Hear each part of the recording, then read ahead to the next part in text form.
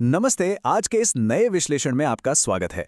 देखिए, इलेक्ट्रॉनिक्स की दुनिया में एक ऐसा मूक नायक है जो हमारे चारों ओर हर वक्त मौजूद है, लेकिन अक्सर हमारी नज़रों से छिपा रहता है। किसी भी स्मार्टफोन, लैपटॉप या स्मार्ट वॉच के अंदर झांक कर देखने पर एक हरा सा बोर्ड दिखाई देता है, जिस पर छोटे छोटे रंग बिरंगे पुर्जे लगे होते हैं। अब ये कोई डिज़ाइन या सजावट की चीज़ें बिल्कुल नहीं है। असल में ये एक छिपी हुई भाषा है, एक सीक्रेट कोड है जो उस पूरे डिवाइस को काम करने लायक बनाते हैं। तो आज के इस सफ़र में हम इसी तकनीकी रहस्य से पर्दा उठाने वाले हैं। हम उस सबसे बुनियादी लेकिन सबसे अहम इलेक्ट्रॉनिक पुर्जे को डिकोड करेंगे, जिसे रेजिस्टर या प्रतिरोधक कहा जाता है। तो चलिए अपनी ऊर्जा को एकदम हाई रखते हैं, क्योंकि आज की ये चर्चा इलेक्ट्रॉनिक्स की बुनियादी समझ को पूरी तरह से साफ करने वाली है। आज हम जो रास्ता तय करने वाले हैं उसका एक छोटा सा रोड मैप देख लेते हैं। सबसे पहले हम रेजिस्टर की बेसिक परिभाषा समझेंगे, फिर इसकी विशिष्टताओं और मापन पर बात करेंगे। उसके बाद सर्किट में इसके प्रतीकों और मूल्यों की पहचान करना सीखेंगे। फिर आएगा सबसे दिलचस्प हिस्सा, रेजिस्टर के कलर बैंड्स को डिकोड करना। और आखिर में हम इसके व्यावहारिक यानी असल दुनिया के अनुप्रयोगों को जानेंगे। तो चलिए बिना देरी किए आगे बढ़ते हैं। शुरुआत बिल्कुल नींव से करते हैं। रेजिस्टर की परिभाषा, प्रवाह को नियंत्रित करना। सर्किट डायग्राम या उन रंगीन पट्टियों के गहराइयों में जाने से पहले यह समझना बहुत ज़रूरी है कि छोटा सा पुर्जा आखिर डिज़ाइन क्यों किया गया है। तो चलिए सीधे मुद्दे पे आते हैं। रेजिस्टर एक ऐसा इलेक्ट्रॉनिक उपकरण है जो करंट के बहने का विरोध करता है, मतलब ये करंट को रोकता है। इसे एक बहुत ही आसान उदाहरण से समझते हैं। मान लीजिए एक पानी का पाइप है। अगर उस पाइप को बीच में से थोड़ा सा दबा दिया जाए तो क्या होगा? जाहिर है पानी का बहाव कम हो जाएगा। रेजिस्टर बिल्कुल यही काम करता है। ये सर्किट के अंदर इलेक्ट्रॉन्स के प्रवाह को कंट्रोल करता है ताकि बाकी के हिस्से सुरक्षित रहें। और जिस तरह हम पानी को लीटर में मापते हैं, ठीक उसी तरह इस प्रतिरोध को ओम्स में मापा जाता है। इसे इस ओमेगा सिंबल से दिखाया जाता है। अब जब ये साफ हो गया है कि रेजिस्टर क्या है और इसे ओम्स में मापा जाता है, तो चलिए ओम्स से थोड़ा आगे बढ़ते हैं। अब इसकी विशिष्टताओं और मापन पर नजर डालते हैं। जब भी कोई इंजीनियर सर्किट के ये रेजिस्टर चुनता है तो वो मुख्य रूप से 4 चीजें देखता है। पहला है मूल्य या वैल्यू, जो ओम्स में होता है। यही बताता है कि प्रतिरोध कितना होगा। दूसरा और बहुत ही अहम पॉइंट है टॉलरेंस, यानी स्वीकार्य विचलन। इसे प्रतिशत में मापा जाता है। यह बताता है कि रेजिस्टर का असली मूल्य उसके लिखे हुए मूल्य से कितना ऊपर नीचे हो सकता है, जैसे 1%, 5%, 10% या 20%। अगर 1% है तो मतलब ये बहुत ही सटीक है। तीसरा होता है पावर रेटिंग। यह तय करता है कि एक रेजिस्टर जलने से पहले कितनी शक्ति या कह लें कितनी गर्मी बर्दाश्त कर सकता है, जैसे क्वार्टर वॉट, हाफ वॉट या 1 वॉट। सर्किट को ओवरहीट होने से बचाने के लिए यह बिल्कुल क्रिटिकल है। और चौथी चीज है इसका प्रकार, जो इस बात पर निर्भर करता है कि इसे किस सामग्री से बनाया गया है। अब देखिए, निर्माण सामग्री का सीधा असर रेजिस्टर के काम करने के तरीके पर पड़ता है। उदाहरण के तौर पर कार्बन रेजिस्टर्स सबसे आम है। फिर आते हैं मेटल फिल्म रेजिस्टर्स, जो ज़्यादा सटीक होते हैं और सर्किट में कम शोर या नॉइज़ पैदा करते हैं। और फिर हैं वायर वाउंड रेजिस्टर्स, जिन्हें खास तौर पे ज़्यादा पावर को हैंडल करने के लिए बनाया जाता है। तो कुल मिलाकर किस काम के लिए कौन सा रेजिस्टर चाहिए, ये उसकी सामग्री से तय होता है।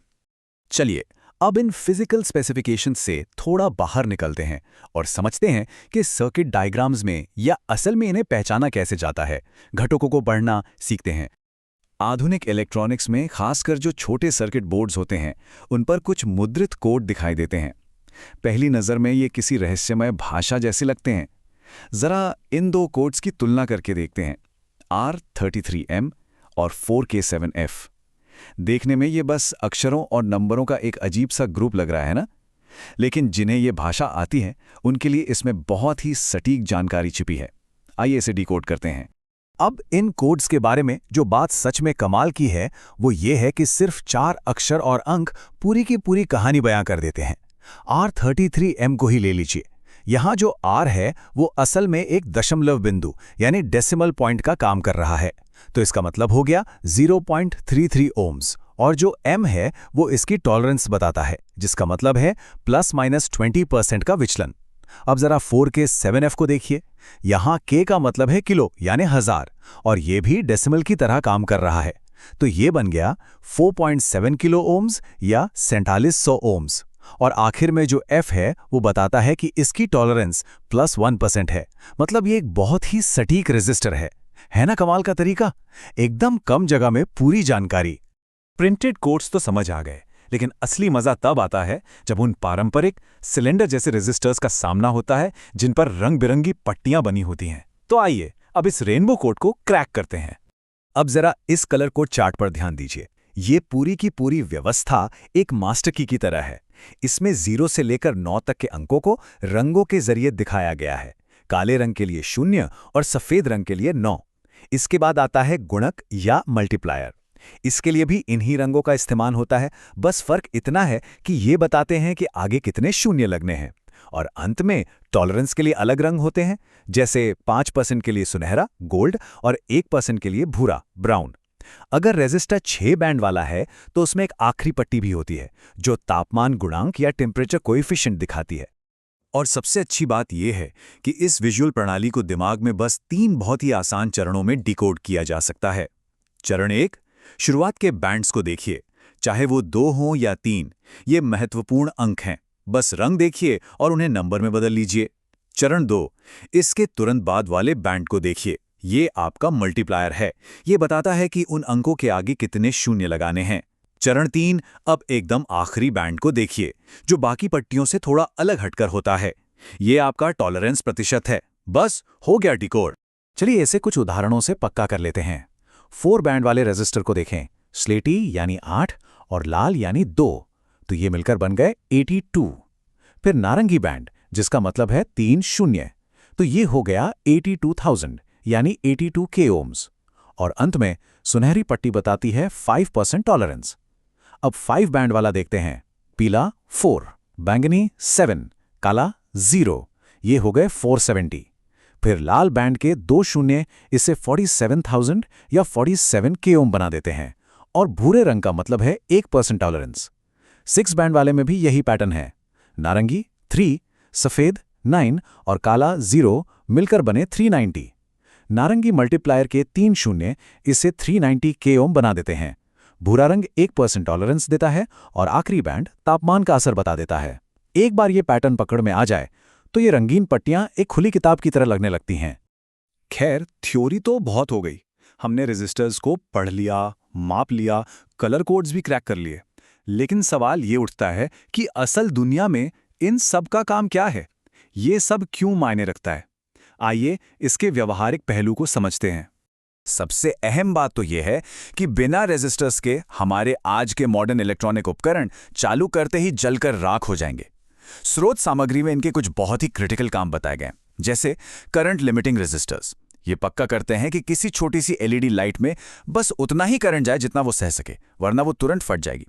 लोडिंग रेजिस्टर्स सर्किट को स्थिर रखते हैं। और टाइमिंग एलिमेंट की बात करें तो जब रेजिस्टर्स को कैपेसिटर्स के साथ मिला दिया जाता है तो वे सटीक टाइमिंग साइकिल बनाते हैं। यही टाइमिंग किसी भी कंप्यूटर प्रोसेसर या इलेक्ट्रॉनिक घड़ी की धड़कन को चलाती है। इसके अलावा ये ब्लीडर का भी काम करते हैं, यानी जब डिवाइस बंद हो जाता है तो ये अंदर बचे हुए खतरनाक चार्ज को सुरक्षित तरीके से खत्म कर देते हैं। और ये सारी जानकारी हमें एक बहुत ही दिलचस्प मोड़ पर ला खड़ा करती है। जरा सोचिए, अभी इस विश्लेषण को देखने के लिए जिस भी उपकरण का इस्तेमाल हो रहा है, चाहे वो हाथ में पकड़ा हुआ स्मार्टफोन हो या सामने रखा लैपटॉप, उसके सर्किट बोर्ड पर ऐसे हजारों या शायद लाखों छोटे छोटे रेजिस्टर्स लगे होंगे। वे चुपचाप बिना थके अपना काम कर रहे हैं, करंट को रोक रहे हैं, टाइमिंग सेट कर रहे हैं और उस पूरी मशीन को सुरक्षित रख रहे हैं। तो अगली बार जब कोई भी इलेक्ट्रॉनिक गैजेट हाथ में लिया जाए तो जरा ये सोचने वाली बात होगी कि इसके अंदर ऐसे कितने छोटे कलर कोडेड टाइमिंग एलिमेंट्स या करंट लिमिटर्स छिपे हुए हैं जो उस मशीन को जिंदा रखे हुए हैं। विज्ञान के इस छोटे से लेकिन बेहद जरूरी पुर्जे के बारे में जानने के इस सफर में शामिल होने के लिए बहुत बहुत धन्यवाद। सीखते रहिए और हमेशा उत्सुक बने रहिए।